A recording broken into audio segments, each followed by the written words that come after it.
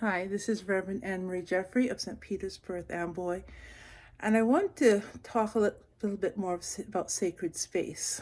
Last week I sent an email about setting up sacred space in one's home, and I wanted to show you what I'm doing in my home. Hopefully you'll get some ideas and maybe do it. So let's look at the sacred space I have now. This is on the top floor of my home. It's a small space. It has a picture of one of my favorite places in the world, Rehoboth Beach, where I had a deep spiritual awakening.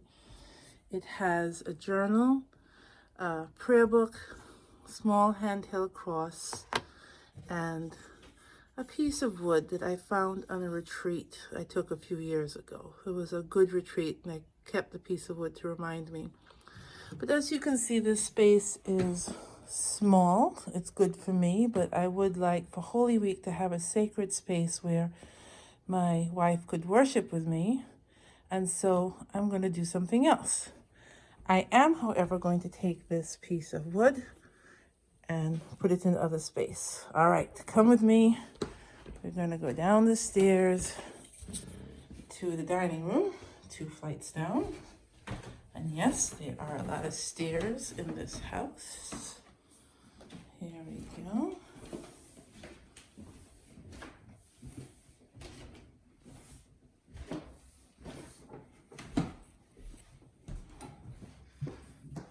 It's kind of a gray day out there today in the world. I find it easier these days when it's sunny. We're almost there.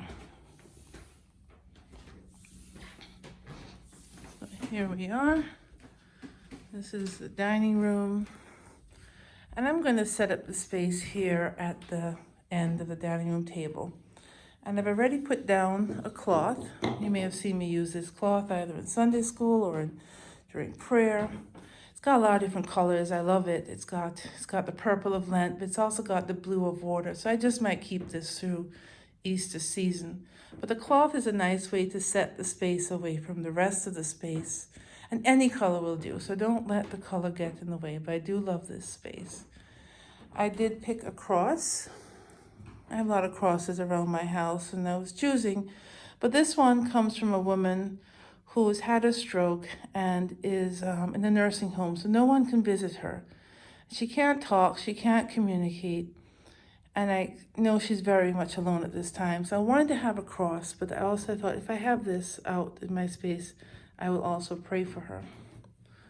I'm going to add the piece of wood from the retreat. I was sitting out reflecting, praying at their silent retreat, and I saw that and I kept it, so that will go there as well.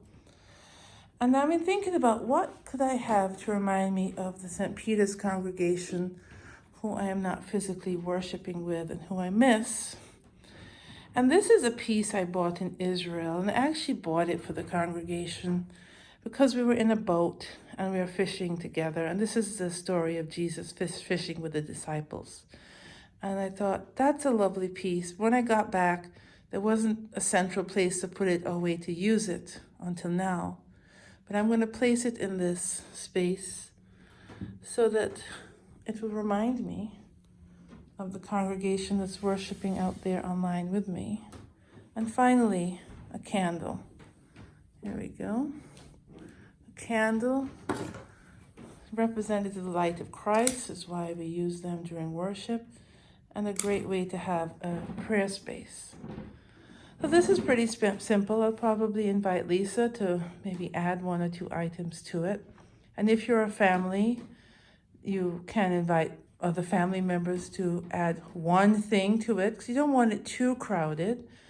And the idea is that if you have this space during Holy Week, you can pray there with your family, pray there by yourself, pray there during the online worship. On Palm Sunday, you might add a branch of palms that we will pray over during the service. On Maundy Thursday, you could bring the bread and the wine that we will bless together. Not the Eucharist, but sharing of a meal, a symbolic sharing of a meal.